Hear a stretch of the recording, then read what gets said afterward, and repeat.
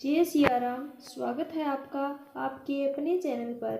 आज मैं आपको संकष्टी चतुर्थी व्रत की कथा सुनाती हूँ। तो चलिए शुरू करते हैं। सतयुग में अत्यंत सरल व सत्यनिष्ठ स्वभाव के हरिश्चंद्र नाम के एक प्रतापी राजा थे। उनके शासनकाल में अधर्म नाम की कोई वस्तु नहीं थी। उनके राज्य में कोई अपाहिज, दरिद्र या दुखी नहीं था। उन्हीं के राज्य में एक ऋषि शर्मा नाम तपस्वी ब्राह्मण रहते थे। एक पुत्र की प्राप्ति के बाद वे स्वर्गवासी हो गए। पुत्र का भरण पोषण उनकी पत्नी करने लगी। वह विधवा ब्राह्मणी भिक्षाटन के द्वारा पुत्र का पालन पोषण किया करती थी। वह पतिव्रता ब्राह्मणी गोबर से गणेश जी की प्रतिमा बनाकर सदैव पूजन अर्चन किया करती थी। भिक्षाटन के द्वारा ही उसने पुरोक्त रीति रिवाज से तिल के 10 लड्डू बनाए और उनकी सेवा अर्चना किया करती थी। इसी बीच उसका पुत्र गणेश जी की मूर्ति अपने गले में बांधकर स्व इच्छा से खेल लेने के लिए बाहर चला गया। तब एक नर पिशाच कुम्हार ने उस ब्राह्मणी के 5 वर्षीय बालक को जबरन पकड़कर अपने आव में छोड़कर मिट्टी के बर्तनों को पकाने के लिए उसमें आग लगा दी। उधर उसकी माता अपने पुत्र को ढूंढने लग गई और उसे ना पाकर वह बड़ी व्याकुल हुई। वह ब्राह्मणी विलाप करती हुई गणेश जी से विनती करने लगी, हे गणेश भगवान, आप इस दुखिनी की परीक्षा क्यों ले रहे हैं? मैं अपने पुत्र के वियोग में बहुत व्यथित हूँ। आप मेरी रक्षा कीजिए। वह ब्राह्मणी इसी प्रकार आधी रात तक विलाप करती रही। प्रातःकाल होने पर कुम्हार अपने पके हुए बर्तनों को देखने के लिए आया। जब उसने आवा खोल कर देखा तो उसमें जांघ भर पानी जमा हुआ पाया और इससे भी अधिक आश्चर्य उसे तब हुआ जब उसने बैठे हुए बालक को खेलते हुए देखा। ऐसी अद्भुत घटना देखकर वह भयवश कांपने लगा और इस बात की सूचना उसने राज दरबार में दे दी। उसने राज्यसभा में अपने कुकृत्य का वर्णन किया। कुम्हार ने कहा, हे महाराज हरिश्चंद्र, मैं अपने दुष्कर्म के लिए वध योग हूँ। उसने आगे कहा, हे महाराज, कन्या के विवाह के लिए मैंने कई बार मिट्टी के बर्तन पकाने के लिए आवा लगाया, परंतु मेरे बर्तन कभी नहीं पके और सदैव कच्चे रह गए। तब मैंने भयभीत होकर एक तांत्रिक से इसका कारण पूछा।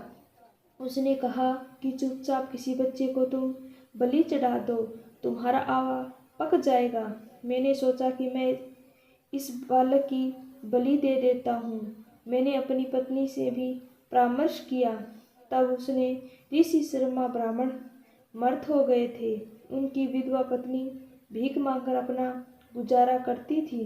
यदि मैं उसके पुत्र की बलि दे दूं तो वह मेरा कुछ बिगाड़ नहीं पाएगी और मेरे बर्तन भी पक जाएंगे।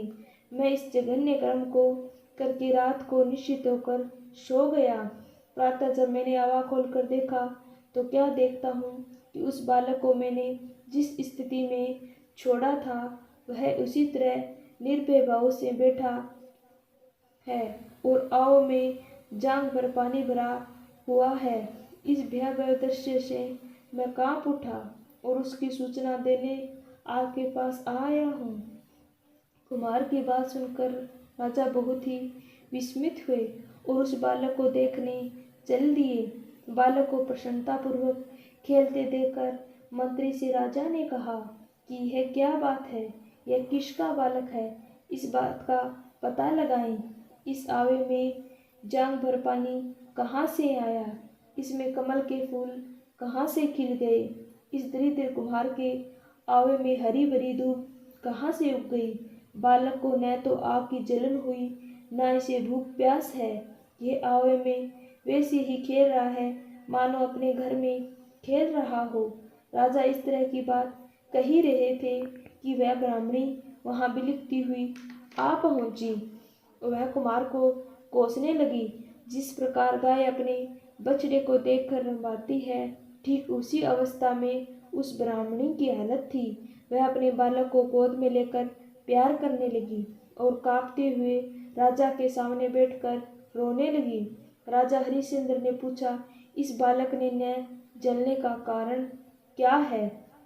क्या तुम कोई जादू जानती हो अथवा तुमने कोई धर्माचरण किया है जिसके कारण बच्चे को आंच तक नहीं आई?